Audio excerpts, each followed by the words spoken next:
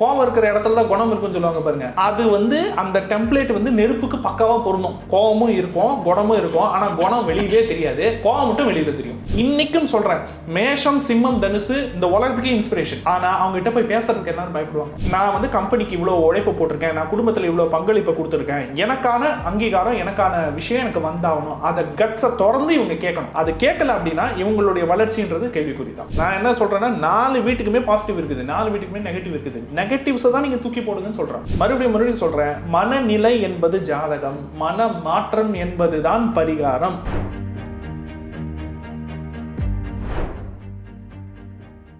நம்ம போன எபிசோடில் நிலம், நீர், காற்று, நெருப்பு ராசிகள் பற்றி பேசிகிட்டு இருந்தோம். அவரோட குணநலன்களை பேசிகிட்டு இருந்தோம். ஓகே, வாழ்க்கையில் இவங்க இப்படி தான் இருப்பாங்க, இவங்க இப்படி தான் செயல்படுவாங்க அப்படிங்கிறது ஓகே. இந்த மாதிரி செயல்பாடுகள்னால நீங்கள் இதெல்லாம் தவிர்த்தா உங்களோட லைஃப்பில் ஒரு இம்ப்ரூவ்மெண்ட் இருக்கும் அப்படின்னா இந்தந்த ராசிகளுக்கு என்ன மாதிரியான விஷயங்களை அவங்க அவாய்ட் பண்ணணும், இல்லை என்ன விஷயங்களை கடைபிடிக்கணும்? உதாரணத்துக்கு நம்ம நெருப்புலேருந்தே ஆரம்பிப்போம். இந்த நெருப்பு கிட்ட இருக்கக்கூடிய அது நல்லதுன்னு சொல்றதா கெட்டதுன்னு சொல்றதான்னு எனக்கே தெரியல. அவங்க கிட்ட இருக்கக்கூடிய ஒரு குவாலிட்டி என்னன்னா, மேஷம், சிம்மம், தனுசு மூணுத்துக்குமே சொல்றேன். ராசியா இருந்தாலும் சரி, லக்னமா இருந்தாலும் சரி, நீங்க சினிமாலையும் சரி, உங்களுடைய நெருங்கிய வட்டாரத்துலையும் சரி, சில கேரக்டர்ஸை பார்த்துருப்பீங்க. எப்படின்னா, எப்போ பாரு அந்த கண்ணு முன்னாடி அப்பளம் வச்சு அப்பளம் பொறிஞ்சிருன்னு சொல்லுவாங்கல்ல, அந்த மாதிரி கொஞ்சம் டென்ஷனாகவே ஒரு மாதிரி அக்ரெசிவாக ஸ்ட்ரிக்டாக அப்படி தெரிஞ்சுட்டே இருப்பாங்க இல்லையா. இந்த டைமுக்கு எனக்கு இதெல்லாம் நடந்துடணும், இந்த டைமுக்கு எனக்கு இதெல்லாம் நடந்துடணும்னு சொல்லிட்டு ரொம்ப கண்டிப்போட தெரிஞ்சுட்டே இருப்பாங்க. அவங்க கிட்ட இருந்து திட்டு வாங்காத ஆட்களே இருக்க மாட்டாங்க. அவங்க கிட்ட இருந்து நிறைய பேர் திட்டு வாங்குவாங்க. என்னப்பா இப்படி பண்ணுறீங்க, என்னப்பா இப்படி பண்ணுறீங்கன்னு சொல்லிட்டு இது பண்ணுவாங்க.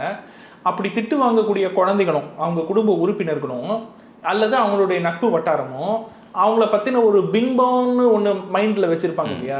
இவர்கிட்ட மனுஷன் பேசவே முடியாது, இவர்கிட்ட போனாலே இவர் டென்ஷன் ஆவார் அப்படின்னு சொல்லிட்டு பல பிம்பங்கள் வச்சுருப்பாங்க. ஆனால் ஒரு குறிப்பிட்ட காலத்துக்கு அப்புறமா அவங்களுக்கு ஒரு உண்மை தெரிய வரும். என்ன தெரிய வரும்னா, இவ்வளோ காலம் இவங்களோட படிப்புக்கு ஏதோ இவங்க சம்மந்தப்பட்ட ஏதோ ஒரு விஷயத்துக்கு சப்போர்ட் பண்ணிட்டு இருந்தது அவர் தான் தெரிய வரும். அப்படி தெரிய வரும்போது கில்ட் ஃபார்ம் ஆகிடும். எப்படி கில்ட் ஃபார்ம் ஆகிடுமா, இவரையா நம்ம இவ்வளோ திட்டிகிட்டு இருந்தோம், புரியுதா உங்களுக்கு? ஸோ அது ஏன் அப்படின்னா, இவங்களோட அப்ரோச் அது. இவங்க உண்மையே பேசினாலும் அந்த உண்மையை சமூகம் ஏற்றுக்கொள்ளாது. ஏன் ஏற்றுக்கொள்ளாதுன்னா, அதை பேசுகிற விதம் அது தப்புன்னு சொல்ல முடியாது. ஏன் தப்புன்னு சொல்ல முடியாதுன்னா, தப்பான விஷயத்தை பார்க்கும் பொழுது, மனதுக்கு பொருந்தாத விஷயத்தை பார்க்கும் பொழுது, அல்லது அறத்துக்கு பொருந்தாத விஷயத்தை பார்க்கும்போது அவங்களுக்குள்ள கோபம் ஜாஸ்தி வரும். மற்ற வீடுகளை விட அவங்களுக்கு கோபம் ஜாஸ்தி வரும். மற்ற ஆட்களை விட இவங்க டக்குன்னு ரியாக்ட் பண்ணுவாங்க. இந்த நெருப்பை நீங்கள் எப்படி டிஃபைன் பண்ணலான்னா, ஒரு 100 பேர் இருக்காங்க சார், ஒரு கூட்டம், ஒரு சந்தை, 100 பேர். ஒரு வீட்டுக்காரம்மாவை வீட்டுக்காரர் போட்டு அடிக்கிறாரு. அவர் ஆல்கஹால் கன்சியூம் பண்ணியிருக்கட்டும், கன்சியூம் பண்ணாமல் இருக்கட்டும். ஒரு லேடியை போட்டு ஒருத்தவங்க அடிக்கிறாங்க, தங்கச்சியை அண்ணன் அடிக்கிறாரு, இல்லை அப்பா அடிக்கிறாரு, ஏதோ ஒரு வன்முறை நடக்குது அப்படின்னு வச்சுக்கோங்களேன். கண்ணுக்கு முன்னாடி நடக்குது. அதை சுற்றி ஒரு 50 பேர் இருக்கிறாங்க, அதை சுற்றி ஒரு 20 பேர் இருக்கலாம், அதை சுற்றி ஒரு 30 பேர் இருக்கலாம். அந்த 20-30 பேரில் ஒருத்தர் நெருப்பா இருப்பாங்க, ஒருத்தர் நீரா இருப்பாங்க, ஒருத்தர் காற்று, எல்லாம் கலவையா தான் இருப்பாங்க. ஓகேங்களா? ஃபர்ஸ்ட் எதிர்ப்பு குரல்னு ஒன்று இருக்குல்ல, என்னையா பண்றீங்க அப்படின்னு சொல்லிட்டு ஃபர்ஸ்ட் அந்த நீங்க ஒருத்தர் வந்தா எல்லாரும் வருவாங்கன்னு சொல்லுவாங்க. முதல்ல ஒருத்தர் வரணும்ல, அது யார் வர்றது? அந்த முதல்ல ஒருத்தர் வருவாங்க பாத்தீங்களா, அவங்க தான் நெருப்பு. ஸோ அந்த வில்லிங்னஸ், ஒரு விஷயம் நடக்குது, அந்த விஷயத்தை தட்டி கேட்கணும், இல்லை இந்த விஷயத்தை தடுக்கணும், இல்லை அதுக்கு போய் உதவணும், முதல்ல யார் போறது அப்படின்னு வருது இல்லையா. கொஞ்சம் கூட யோசிக்காம இறங்குற டைப் அவங்கெல்லாம். ஆனா அந்த கேரக்டர் வெளியில தெரியவே தெரியாது. ஏன்னா சிட்டு இருப்பாங்க. ஏன்னா அவங்களுக்கு அவங்க வேலையும் நடக்கணும். அவங்களுக்கு பொறுமையா உட்காந்து பேசுறதுக்குலாம் டைம் இருக்காது. யாராச்சும் ரொம்ப அவங்களுடைய டைமை வேஸ்ட் பண்ணாங்கன்னு வச்சுக்கோங்களேன், அவங்களுக்கு இருக்கிற டென்ஷன் இன்னும் ஜாஸ்தி ஆகும். ஸோ அப்போ அதனாலேயே இப்போ இந்த எனக்கு தெரிஞ்சு இந்த பழமொழியெல்லாம் இவங்களை வச்சு தான் எழுதியிருப்பாங்க போல. கோவம் இருக்கிற இடத்துல தான் குணம் இருக்குன்னு சொல்லுவாங்க பாருங்க. அது அந்த டெம்ப்ளேட் நெருப்புக்கு பக்காவா பொருந்தும். கோவமும் இருக்கும், குணமும் இருக்கும். ஆனால் குணம் வெளியவே தெரியாது, கோவம் மட்டும் வெளியில தெரியும். இந்த ஒரு டிஸ்அட்வான்டேஜை இவங்க போக்கிக்கணும் அப்படின்னா, ஒரே ஒரு விஷயத்தை குவாலிட்டியை இவங்க வளர்த்துக்கணும். என்னன்னா, நாம வேகமா இருக்கிறோன்றதுக்காக, நாம சூடா இருக்கிறோன்றதுக்காக சுத்தி இருக்கிறவங்க எல்லாருமே தீயா வேலை செய்யணும்னு அவசியம் கிடையாது. யதார்த்த உலகம் ஸ்லோவா இருக்குதா, அதுக்கு தகுந்த மாதிரி நம்மளுடைய அனலை கொஞ்சம் குறைச்சிக்கிறது தான் பெட்டர். இந்த ஒரு விஷயத்தை மட்டும், அந்த ஆங்ஸைட்டி, அந்த கோவம், அந்த வேகம், அந்த அவசரம் இருக்கு பாருங்க, அதை மட்டும் கொஞ்சம் கம்மி பண்ணிக்கிட்டாங்க அப்படின்னா எல்லாருக்கும் பிடித்த ஒரு கதாபாத்திரமாக அவங்க இருப்பாங்க. இன்னைக்கும் சொல்றேன், மேஷம், சிம்மம், தனுசு இந்த உலகத்துக்கே இன்ஸ்பிரேஷன். ஆனா அவங்க கிட்ட போய் பேசுறதுக்கு எல்லாரும் பயப்படுவாங்க, அவங்க கிட்ட போய் பேசுறதுக்கு எல்லாம் தயங்குவாங்க. அது காரணம் இந்த அப்ரோச் தான். ரொம்ப ஓவர் ஸ்ட்ரிக்டா இருக்கிறது, டக்குன்னு வா, சீக்கிரம் விஷயத்துக்கு வா அப்படின்னு சொல்றது, அந்த மாதிரி விஷயம் இவங்களுக்கு கரெக்ட், இவங்க தர்மத்துக்கு அது கரெக்ட். ஆனால் மற்றவங்களுடைய தர்மத்துக்கு அது கரெக்ட் கிடையாது. ஸோ அதை இவங்க கொஞ்சம் அனுசரிக்கணும். அடுத்து நிலம். நில ராசிக்காரர்கள் என்ன பண்ணணும்னா, இப்போ நெருப்புக்கு ஒரு அட்வைஸ் சொன்னேன் இல்லையா, என்ன சொன்னேன்? வேகத்தை குறைக்கணும், கோவத்தை குறைக்கணும், அனலை குறைக்கணும், அவசரத்தை குறைக்கணும்னு சொல்லிட்டு. இதுக்கு அப்படியே ஸ்ட்ரெயிட் ஆப்போசிட் வந்து நிலம். கொஞ்சம் வேகத்தை அதிகப்படுத்தணும், கொஞ்சம் பேச்சை அதிகப்படுத்தணும், மற்றவங்களுக்காக பேசலைன்னாலும் அவங்களுக்காகவாவது அவங்க பேசணும். இந்த குவாலிட்டியை அவங்க வளர்த்துக்கலன்னு வச்சுக்கோங்களேன், அவங்களுடைய உழைப்பே சுரண்டப்படும், அவர்களே ஏமாற்றப்படுவார்கள். அவங்களால தெரிஞ்சாலும் அதை அவங்களால தடுக்க முடியாது. நல்லா தெரியும் அந்த ஆர்கனைசேஷனுக்கு, இவர் வரல அப்படின்னா நம்ம ஜீரோ தான், இவர் மட்டும் உழைப்பை போடலை அப்படின்னா நம்ம ஒன்றுமே கிடையாது அப்படின்றது அந்த ஆர்கனைசேஷனுக்கு நல்லா தெரியும். தெரிஞ்சும் அவங்களோட உழைப்பை சுரண்டிட்டு தான் இருப்பாங்க. ஏன் சுரண்டிட்டு இருப்பாங்கன்னா, எழுத்து கேள்வி கேட்குற திராணியும் தைரியமே உங்களுக்கு கிடையாது. அதாவது சொல்லுவாங்களே, நல்லா இறங்க பார்த்துட்டு திடீர்னு கால அமுக்குன்னு சொல்லிட்டு அந்த மாதிரி இவங்களுடைய கம்பீரத்தையும் மன கம்பீரத்தையும் வளர்த்துக்கணும், கொஞ்சம் வேகத்தை வளர்த்துக்கணும், டக்குன்னு ரெஸ்பாண்ட் பண்ணுறதுன்னு இருக்கு இல்லையா, அந்த ரெஸ்பான்ஸை கொஞ்சம் வளர்த்துக்கணும். இன்னைக்கு கேள்வி கேட்டால் இன்னைக்கு பதில் சொல்லணும், இன்னைக்கு கேள்வி கேட்டால் 10 வருஷம் கழிச்சு பதில் சொல்லக்கூடாது. ஸோ அந்த ஒரு வேகத்தை மட்டும் இவங்க கொஞ்சம் வளர்த்துக்கணும். அப்படி வளர்த்துக்கிறது மூலியமா அந்த இம்பேலன்ஸை கொஞ்சம் பேலன்ஸ் பண்ணிக்க முடியும். ஒன்று. ரெண்டாவது, மேஷம் சிம்மம் தனுசு, அதாவது நெருப்பு கிட்ட வந்து தன்னுடைய திறனை தானே மார்க்கெட் பண்ணக்கூடிய திறமை அவங்களுக்கு உண்டு, தானே வெளிக்காட்டிக்கக்கூடிய திறன் உண்டு. ஏன்னா ஜொலிக்கிறது இல்லையா, ஸோ நெருப்பு இல்லையா, அவங்களுக்கு வந்து எப்படின்னா அவங்களுடைய திறனை அவங்களால வெளிப்படுத்த முடியும். நான் இவ்வளோ கேப்பபிள் அப்படின்றத அவங்களால சொல்ல முடியும். நிலத்துக்கு வந்து என்ன தெரியுங்களா, இவர் இவ்வளோ கேப்பபிள்னு இன்னொருத்தவங்க சொன்னாதான் உண்டு, அவங்க சொல்லிக்க மாட்டாங்க. ஓகேங்களா, அந்த ஒரு கூச்சம் இருக்குல்ல, கூச்சத்தை விட்டு நான் இதுக்கெல்லாம் குவாலிஃபைடு, எனக்கு இவ்வளோ திறமை இருக்கு, நான் வந்து கம்பெனிக்கு இவ்வளோ உழைப்பு போட்டிருக்கேன், நான் குடும்பத்தில் இவ்வளோ பங்களிப்பை கொடுத்துருக்கேன், எனக்கான அங்கீகாரம் எனக்கான விஷயம் எனக்கு வந்தாகணும், அதை கட்ஸை திறந்து இவங்க கேட்கணும். அது கேட்கல அப்படின்னா இவங்களுடைய வளர்ச்சின்றது கேள்விக்குறி தான். காற்று வந்து என்னன்னு பார்த்தீங்கன்னா, ட்ராவல் பண்ணிகிட்டே இருப்பாங்க, போயிட்டே இருப்பாங்க, நிறைய பேர் கூட பேசிகிட்டே இருப்பாங்க. ஆனால் பல பேரோட அனுபவம் அவங்களுக்கு இருக்கும். ஆனால் அவங்க ஒரு விஷயத்தில் கமிட் ஆகுறதுன்னு இருக்குல்ல, அவங்க ஒரு தொழிலில் இறங்குறது, இல்லை அவங்களே வந்து தெரியாத ஒரு விஷயத்துக்குள்ளே போய் கற்றுக்கிறது, அந்த விஷயத்தில் இறங்குறதுக்கு கொஞ்சம் யோசிச்சுட்டே இருப்பாங்க. நிறைய நாலேஜ் அவங்கள்ட்ட இருக்கும். இன்னும் சொல்லப்போனால் ஒரு 100 பேருக்கு இப்படி பிஸ்னஸ் பண்ணுங்கள், இந்த ஆளை போய் பாருங்கள், இவர்கிட்ட போனீங்கன்னா டக்குன்னு அதுக்கான லைசன்ஸு சர்டிஃபிகேட்லாம் உங்களுக்கு கிடச்சிரும், இப்படி வீசா வந்து இந்த மாதிரி நீங்கள் அப்ளை பண்ணுங்க அப்படின்னு சொல்லிட்டு நீங்கள் என்ன கேட்டிங்கனாலும் அதுக்கான கைடன்ஸ், அதுக்கான நாலேஜ் வந்து காற்றுக்கிட்ட வந்து கிடைக்கும். அவ்வளோ நாலேஜ் வச்சுருக்காங்கல்ல. ஆனால் அந்த நாலேஜை ப்ராப்பராக சேனலைஸ் பண்ணுறதுன்னு ஒன்று இருக்கு இல்லையா, ரெண்டாவது ப்ராப்பராக யூட்டிலைஸ் பண்ணுறதுன்னு ஒன்று இருக்கு இல்லையா, அதை அவங்களால யூட்டிலைஸ் பண்ண தெரியாது. அப்போது அவங்களுக்கு அதை யூட்டிலைஸ் பண்ணணும்னா அவங்க ஏதாச்சும் ஒரு தொழிலை பண்ணணும், ஏதாச்சும் ஒரு துறையில் இருக்கணும்.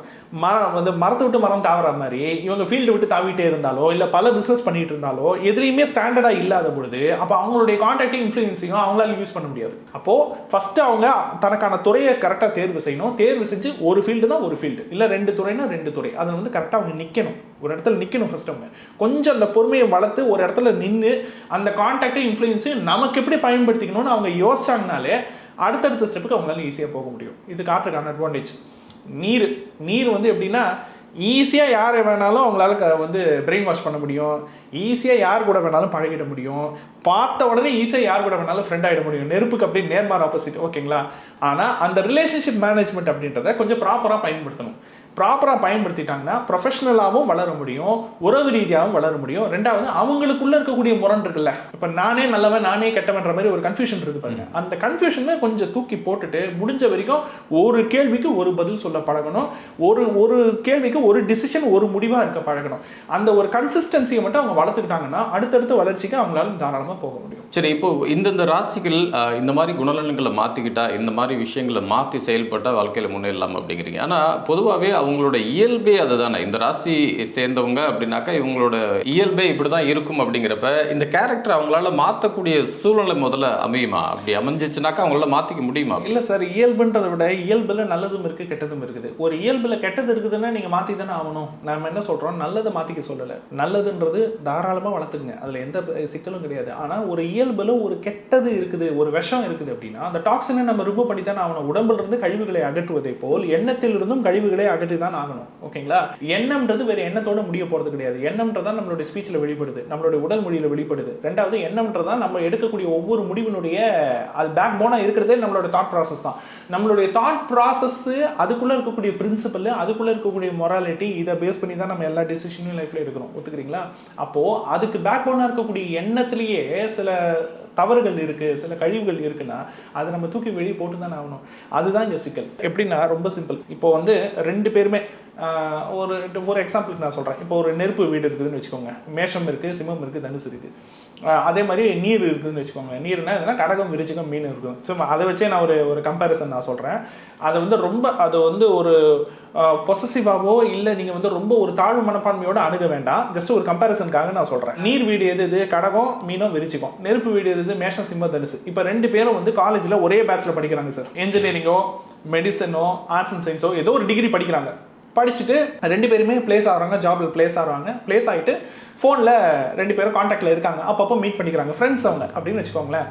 இப்போது ஒரு தாட் வருது, ரொம்ப நாள் ஜாபுக்கு போயிட்டு இருக்க முடியாது, நமக்குன்னு ஏதாச்சும் ஒரு ஸ்டார்ட் அப் மாதிரி நம்ம ஆரம்பிக்கலாம். ஏதோ ஒரு ஃபீல்டு, ஓகேங்களா? அது வெப் டிசைனிங்காக இருக்கலாம், அல்லது கேமரா ரிலேட்டட் ஃபீல்டாக இருக்கலாம், மீடியா ரிலேட்டட் ஃபீல்டாக இருக்கலாம், அல்லது வந்து சவுண்ட் இன்ஜினியரிங் சம்மந்தப்பட்ட ஃபீல்டாக இருக்கலாம், இல்லை ஹோட்டல் மேனேஜ்மெண்ட்டாக இருக்கலாம். ஏதோ ஒன்று ஒரு சொந்த ஸ்டார்ட் அப்னு நமக்கு வேணும். காலம் ஃபுல்லாக நம்ம சம்பளத்துக்கு ஓடக்கூடிய ஒரு ஆளாக நம்மளால் இருக்க முடியாது அப்படின்ற ஒரு சூழல் இப்போ 2 பேருக்குமே வருதுன்னு வச்சுக்கோங்களேன். இப்போ 2 பேரும் டீ சாப்பிட்றாங்க, ஒரு கடையில் வந்து டிஸ்கஸ் பண்ணுறாங்க. நெருப்பு இப்படி உட்காந்துருப்பாரு, பக்கத்தில் நீராசி இப்படி உட்காந்துருக்கும். 2 பேரும் அந்த மாதிரி நம்ம ஒரு ஸ்டார்ட் அப் மாதிரி ஸ்டார்ட் பண்ணிடலாம் அப்படின்னு சொல்லிட்டு ஆரம்பிக்கிறாங்கன்னு வச்சுக்கோங்களேன். ஆரம்பிக்கலாம்னு சொன்ன அடுத்த செகண்ட் நெருப்பு இறங்கிடுவார். என்ன இறங்கிடுவார்னா அதுக்கான பிளான்லாம் பண்ணுறதுக்கு, சரி என்ன பண்ணலாம், எப்படி பண்ணலாம் அப்படின்லாம் இறங்கிடுவார். நீர் வந்து என்ன பண்ணுவார், ஆரம்பிக்கலாம்னு சொல்லிட்டு போயிடுவார். போயிட்டு இது ஆரம்பிக்கலாமா, நம்ம சேஃப் ஜோனில் தானே இருக்கோம், நாளைக்கு தாட் மாறும். இது இப்படி போய் ஒரு ஸ்டேஜில் இவர்கிட்ட பேசினா வேலைக்கு ஆகாதுன்னு சொல்லிட்டு நெருப்பு என்ன பண்ணிடுவார்னு இறங்கிடுவார். அவர் இறங்கிட்டு நீரை கண்டுக்க மாட்டாருன்னு வச்சுக்கோங்களேன். ஒரு 5 வருஷம் 10 வருஷம் கழிச்சு அதே நெருப்பு நீரும் மீட் பண்ணுறாங்க அப்படின்னா, இவர் ஸ்டார்ட் அப் ஆரம்பிச்சு வேற எங்கேயோ வேற ஒரு உயரத்தில் இருப்பார், நீரை அதே கமெண்ட் பண்ணுற இடத்துல உட்காந்துருப்பாங்க. அப்போது இப்போ நீங்கள் சொல்லுங்கள், இப்போ அந்த தயக்கத்தை நீர் தூக்கி போட்டிருந்தாங்க, இல்லை ஒரு ஸ்டேபிளான ஒரு டிசிஷன் ஒன்று ஆர்கனைசேஷனில் இருக்கணும், இல்லை ஸ்டார்ட் அப் ஆரம்பிக்கணும், 2ல் ஏதோ ஒரு டிசிஷன் எடுக்கணும். அந்த ஸ்டேபிளான டிசிஷனை நீர் எடுத்திருந்தாங்கன்னா அவர் அளவுக்கு இல்லைனாலும் அவங்களுடைய உயரத்தை அவங்க எட்டியிருப்பாங்கல்ல. இதுதான் இங்கே சிக்கல், ஓகேங்களா? 2 பேருக்குமே, நான் எல்லாருக்குமே சொல்கிறேன். நான் என்ன சொல்கிறேன்னா 4 வீட்டுக்குமே பாசிட்டிவ் இருக்குது, 4 வீட்டுக்குமே நெகட்டிவ் இருக்குது. நெகட்டிவ்ஸை தான் நீங்கள் தூக்கி போடுங்கன்னு சொல்கிறேன். இப்போ இந்த தகவல்லாம் நமக்கு கொடுக்கப்பட்டிருக்கு. இதெல்லாம் வந்து டிஎன்ஏ ஸ்ட்ராட்டஜி கண்டுபிடிச்சது கிடையாது, இதெல்லாம் பேசிக்லேயே இருக்குது, ஓகேங்களா? இந்த தகவலாம் ஏன் சொல்கிறோம், எதுக்காக சொல்கிறோம், எதுக்குன்னா திருந்ததுக்கு தான் சொல்கிறோம், மாற்றிக்கிறதுக்கு தான் சொல்கிறோம். மறுபடியும் சொல்கிறேன், மனநிலை என்பது ஜாதகம், மன மாற்றம் என்பது தான் பரிகாரம். நீங்கள் மன மாற்றம் அடைய விருப்பப்படுறீங்க அப்படின்னா ஜாதகத்தில் இருக்கக்கூடிய சாதகமான விஷயத்தை மட்டும் நீங்கள் எடுத்துக்கலாம், இல்லைன்னா பாதகத்தை தான் அனுபவிச்சுட்டு இருக்கணும். அவ்வளோதான் நம்மளுடைய கன்க்ளூஷன். இந்த மாதிரியான ராசிகளோட இணைவு அப்படிங்கிறது சில பிரச்சனைகளை பார்க்குறோம். ஆனால் இன்னொரு பக்கம் இப்படி பாசிட்டிவ் ஆஸ்பெக்டில் பார்ப்போமே, ஒரு வாழ்க்கை துணையை தேர்ந்தெடுக்கிறதா இருக்கட்டும், இல்லை ஒரு நண்பர்களை தேர்ந்தெடுக்கிறதா இருக்கட்டும், ஒரு அலுவலகத்தில் ஒரு பணியாளர்களை தேர்ந்தெடுக்கிறதா இருக்கட்டும், இந்த மாதிரி இடங்கள்ல இப்போ நெருப்பு ராசி அப்படின்னு ஒரு பர்சன் இந்த விஷயத்துல 3ல் ஏதாவது ஒன்று டிசைட் பண்ணணும் அப்படின்னா எந்த மாதிரியான அடுத்த ராசிகளை உள்ள பக்கத்தில் வச்சுக்கிட்டா ஓரளவு அட்ஜஸ்டபிளா இருக்கும்? அது கரெக்டு தான். ஆனால் நம்ம ராசி நட்சத்திரத்தை கேட்டு யாருக்கிட்டையும் பழக முடியாது. டிஃபால்ட்டாக ஒரு டீம் வந்து ஃபார்ம் ஆகிடுவாங்கன்னு வச்சுக்கோங்க. ஆனால் ஒன்ஸ் ஒருத்தருடைய ராசி தெரிஞ்சிருச்சு, இல்லை லக்னம் தெரிஞ்சிருச்சு அப்படின்னா அவங்களுடைய பொதுவான இயல்பு நமக்கு தெரிஞ்சிடும். அப்போ அந்த இயல்புக்கு தகுந்த மாதிரி நம்ம நடந்துக்கணும்னு சொல்கிறேன். நான் இப்போ கொடுக்கறது நீருக்கான அட்வைஸ் கிடையாது, நெருப்புக்கான அட்வைஸ் தான். இப்போ நீங்கள் நெருப்பாக இருக்கிறீங்க, உங்கள் பக்கத்தில் காற்று இருப்பாங்க, நிலம் இருப்பாங்க, நீர் இருப்பாங்க, நீங்கள் நெருப்பு அப்படின்னு வச்சுக்கோங்களேன். இப்போ நீங்கள் ஒரு நிலராசிக்காரரை சந்திக்கிறீங்க அப்படின்னா ஃபர்ஸ்ட் நீங்கள் அவங்ககிட்ட அணுக வேண்டிய விஷயம் என்னன்னா, அவங்ககிட்ட இன்ஸ்டன்ட் ரிசல்ட் எதிர்பார்க்க கூடாது. 1. 2வது, அவங்ககிட்ட டைமர் அப்டேட் கேட்டுகிட்டே இருக்கக்கூடாது. டைம் பாம்பர் இதை முடிச்சிட்டியான்னு கேட்டுகிட்டே இருக்கக்கூடாது. ரொம்ப நல்லா நிறுத்தி நிதானமாக செய்ய வேண்டிய ஒரு ப்ராஜெக்ட் இருக்குது பாருங்க, அதை நீங்கள் அவங்ககிட்ட அலோகேட் பண்ணணும். யாருக்கிட்ட, நில வீடுகிட்ட அலோகேட் பண்ணணும். சூப்பராக செய்வாங்க, பயங்கரமாக பர்ஃபார்ம் பண்ணுவாங்க. பர்ஃபார்ம் பண்ணிவிட்டு உங்கள் கையில் கொடுத்துருவாங்க. கொடுத்துட்டு இதை நீங்கள் எவ்வளோக்கு சேல் பண்ண போகிறீங்க, எனக்கு எவ்வளோ கொடுப்பீங்கன்னு டீல் பேசவே மாட்டாங்க. யார் பேச மாட்டாங்க, நிலம் பேசவே மாட்டாங்க. ஸோ நெருப்பு வந்து நிலத்துக்கிட்ட அப்ரோச் பண்ணும்பொழுது எதெல்லாம் டைம் பீயிங்க்கு, அதாவது ஒரு டைம் ஸ்கெடியூலுக்கு அப்பாற்பட்ட டாஸ்க்குங்க இருக்குது பார்த்தீங்களா, அந்த டாஸ்க்கை நீங்கள் தாராளமாக நிலத்துக்கிட்ட கொடுக்கலாம், ஓகேங்களா? இதே நெருப்பு நீங்கள் காற்றுக்கிட்ட அப்ரோச் பண்ணுறீங்கன்னு வச்சுக்கோங்க, நிலத்துக்கிட்ட கொடுக்குற மாதிரி டாஸ்க்கு நீங்கள் காற்றுக்கிட்ட கொடுக்க முடியாது. காற்றுக்கிட்ட இருந்து நெருப்பு என்ன வாங்கிக்கலாம்னா, நெருப்புன்னு யார் சொல்கிறேன், மேஷம், சிம்மம், தனுசு சொல்கிறேன். இப்போ ஒரு மேஷம், சிம்மம், தனுசு ராசி இருக்கிறாரு, அவருக்கு காற்றுக்கிட்ட இருந்து ஒரு காரியம் ஆகணும். காற்று யாரு, மிதுனம், துலாம், கும்பம். காரியம் ஆகணும்னா டேரெக்டாக நீங்கள் அவங்கள அந்த டாஸ்கில் இன்வால்வ் ஆகக்கூடாது, நீ எனக்கு செஞ்சு கொடுன்னு கேட்கக்கூடாது. எங்கே போனால் வேலை நடக்கும்ன்ற அந்த கான்டாக்டையும் ரெஃபரன்ஸையும் அவங்ககிட்ட கேட்கணும். கேட்டால் தகவல் வந்து கொட்டும். என்சைக்ளோபீடியா ஜெஸ்டேல் மாதிரி, அவங்களே ஒரு ஜெஸ்டேல், அவங்களே ஒரு என்சைக்ளோபீடியா, அவங்களே ஒரு டெலிஃபோன் டைரக்டரி மாதிரி தகவலை கொட்டுவாங்க. ஸோ அந்த ரிசோர்ஸை பயன்படுத்தி நம்மளால் ஈஸியாக ஒரு 4 நாளில் முடிக்க வேண்டிய வேலையை ஒரே நாளில் முடிக்க முடியும். ஸோ இது அடுத்த லெவல் ஆஃப் ப்ரொடக்டிவிட்டி. அடுத்து நெருப்பு நீரை எப்படி அப்ரோச் பண்ணுறது அப்படின்னா, ஃபஸ்ட்டு இப்போ நீர்கிட்ட ஒரு டாஸ்க்கை நீங்கள் கொடுக்குறீங்க, இல்லை நீர்கிட்ட ஏதோ ஒரு விஷயம் சொல்கிறீங்கன்னு வச்சுக்கோங்களேன், நீங்கள் அவங்ககிட்ட திணிக்கவே கூடாது. யார் நெருப்பு இந்த நீர்கிட்ட திணிக்கவே கூடாது. நெருப்பு எது? மேஷம் சிம்மம் தனுசு இல்லையா? நீர் வந்து கடகம் மீனம் விருச்சிகம். அந்த கடகம் மீனம் விருச்சிகத்துக்கிட்ட மேஷம் வந்து நீ இதை செய் உனக்கு நல்லது, அதாவது அவங்களுக்கு நல்லதுன்னே சொல்லி நீங்கள் ஒரு விஷயம் சொல்கிறீங்க இல்லையா, அதையே அவங்க ஏற்றுக்க மாட்டாங்க. ஓகேங்களா? நீ அவங்ககிட்ட திணிக்கவே கூடாது. நெருப்பு ராசி நீர் ராசி கிட்ட திணிக்கவே கூடாது. எப்படி பண்ணலான்னா, இந்த பாரு இப்படி ஒரு விஷயம் இருக்குது, இதை பண்ணால் இந்த சக்ஸஸ் ஆகும், இதை பண்ணால் இது நல்ல அடுத்த லெவல் ரீச் இருக்கும், வேணால் ட்ரை பண்ணி பாருங்கன்னு சொல்லிட்டு ட்ரையல் மாதிரி கொடுப்போம் பாருங்க. ட்ரை பண்ணி பாருங்க, உங்களுக்கு வேணும்னா எடுத்துங்க அப்படின்னு சொல்லிட்டு ஒரு துண்டி சீட்டு மாதிரி அப்போ கொளுத்தி மட்டும் போட்டுருணும். போட்டு அவங்க போட்டு வாழ்த்துன்னு இருப்பாங்க. ஏதோ ஒரு கன்க்ளூஷனுக்கு அவங்க வந்து தான் ஆகணும். உடனே வரவும் போகிறது கிடையாது. நீ என்ன வேணா பண்ணு, நீ கன்க்ளூஷனுக்கு வரையோ வா, இல்லையோ எப்படியோ போ அப்படின்னு சொல்லிட்டு இவங்க என்ன பண்ணிடணும், அந்த தகவல் மட்டும் அவங்க கிட்ட போட்டுட்டு வெளியே வந்துடணும். அவங்களா ஒரு குழம்பி கன்ஃபியூஷன் வந்து ஒரு ஸ்டேஜில் வந்து நிற்பாங்க பாருங்க, அப்போ தான் அவங்களுக்கான சொல்யூஷனை இவங்க கொடுக்கணும். இப்படி அப்ரோச் பண்ணாங்கன்னா மட்டும்தான் இந்த நீரை இந்த நெருப்பால் டேக்கிள் பண்ண முடியும், ஹேண்டில் பண்ண முடியும். அப்படி இல்லைன்னா ஒன்றுமே பண்ண முடியாது. சரி, இப்போ நீர் ராசிக்கு நம்ம ஒரு அட்வைஸ் கொடுக்குறோன்னு வச்சுக்கோங்களேன். நீங்கள் நீராக இருக்கிறீங்க, கடகம் விருச்சிகம் மீனமாக இருக்கிறீங்க, உங்களுடைய பாஸோ உங்களுக்கு வேலை கொடுக்கக்கூடியவரோ வந்து நெருப்பாக இருக்காரு அப்படின்னு வச்சுக்கோங்களேன். அவர் இந்த நெருப்பு ராசி ஒரு கேள்வி கேட்குறாருன்னா தயவு செஞ்சு உண்டு இல்லைன்னு பதில் சொல்லிடுங்க. ஆமாம் இல்லைன்னு கலந்து சொன்னீங்க அப்படின்னா செம்ம டென்ஷன் ஆவாங்க. அதுவும் நெருப்புக்கு அது பிடிக்கவே பிடிக்காது. ஒன்று கமிட் ஆகும், இல்லைன்னா ஓடி போயிரு. ஓகேங்களா? அதான் நெருப்புடைய லாஜிக். இவங்க கமிட்டும் ஆக மாட்டாங்க, விட்டு விலகவும் மாட்டாங்க. இந்த மாதிரி ஒரு நிலைப்பாடு நீர் வந்து வச்சிருக்க கூடாது. ஸோ இது வந்து பேசிக் சைக்காலஜி சார். இந்த பேசிக் சைக்காலஜி புரிஞ்சிச்சு அப்படின்னாலே ஒருத்தரை இன்னொருத்தர் எப்படி ஹேண்டில் பண்ணுறது நமக்கு ஈஸியாக தெரிஞ்சிடும். ராசிகள் பற்றி இன்னும் நிறைய கேள்விகள் இருக்கு. நம்ம தொடர்ந்து அடுத்த நிகழ்ச்சியில் அதை பற்றி தொடர்ந்து பேசுவோம். இன்னைக்கு நிகழ்ச்சிக்கு வந்து மிக்க நன்றி. நன்றி. மீண்டும் மற்றொரு நிகழ்ச்சியில் சந்திப்போம். வணக்கம். இந்த வீடியோ உங்களுக்கு பிடிச்சிருந்தா லைக் பண்ணுங்க, ஷேர் பண்ணுங்க, கமெண்ட் பண்ணுங்க. மறக்காம பெல் பட்டனை கிளிக் பண்ணிட்டு பக்தி கஃபே தமிழ் சேனலை சப்ஸ்கிரைப் பண்ணிடுங்க.